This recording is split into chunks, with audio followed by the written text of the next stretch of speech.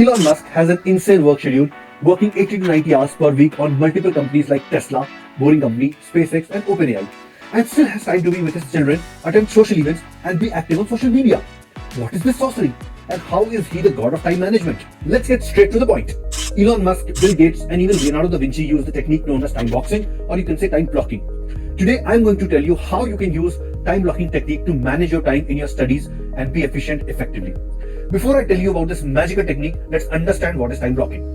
The practice of setting a fixed amount of time for each task and integrating the resulting time blocks into your schedule. But why use technique? If you don't plan your day, your brain will wander and you will have unstructured time with yourself, which you will find wasting by distracting yourself with reels, shorts, or anything that does not align with your goal. This is a classic example of Parkinson's laws, which says work tends to expand to fill the time allotted for it. Essentially, time boxing creates a useful limitation that can actually make you more productive. First, remove the choice from the equation. Since you have already planned your day with dedicated time slots, you will less likely to spend less time figuring out what you need to do with your time. Since you have limited amount of time, you won't waste it and significantly improve your focus. Since, bachcho, you have a lot of things to do right now, PCM, backlog, school, coaching class, or self-study, if you don't plan your day, things are bound to become chaotic.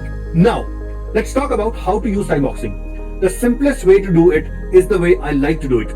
Either on a whiteboard or notebook, write all the tasks that needs to be done in a day and estimate the time that each task needs to be completed. You can also use calendar blocking system in which you block time slots for a particular study session, setting specific start and stop of your time. Now, many of you will say, how will I know that this task will require this much amount of time? How will my estimation power increase? Well, we all are humans and we are naturally bad in estimating. We are susceptible to the planning fallacy. The human tendency is to be over-optimistic in making time estimations. There is actual research done on this by University of Waterloo, Canada. For example, when you go from home to coaching and back to home, you predict the best case scenario, but there can be traffic or your vehicle can have a flat tire or any number of things that can go wrong. Since you are super optimistic about your day and block your calendar, chances are you will over plan your day and you will not be able to complete half of what you planned. You have to experiment, you have to check how much time you actually take for any task, and once that time is calibrated, you become better at judging how much time that particular task will need, and thereby you will become a better planner.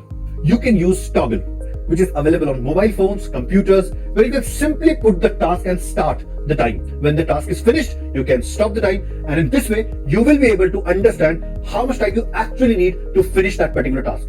The second thing to note is that you split your big tasks into smaller chunks of subtasks, because it is always easier to estimate the amount of time it will take to complete a smaller task as compared to a big task. Now, the most important and obvious thing you will ask me is, what about interruptions? Well, how do you plan for things that happen unexpectedly or with interruptions? How do you deal with things that you did not plan or things that pop up and interrupt your work? As someone said it, planning is everything, plans are nothing.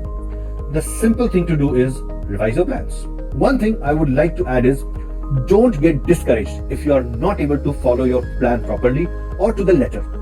It does not mean that it will work 100%. You have to buckle up, but don't destroy your day if your one time block does not go according to the plan. Just do your best. Analyze the plan and see what interrupted it so that you can become better in planning. This brings us to the last piece in which you can utilize this technique. Avoid the temptation to overschedule your day. Don't try to squeeze a lot of work in a particular time block. At the end of the day, we are all humans and a creature of habit.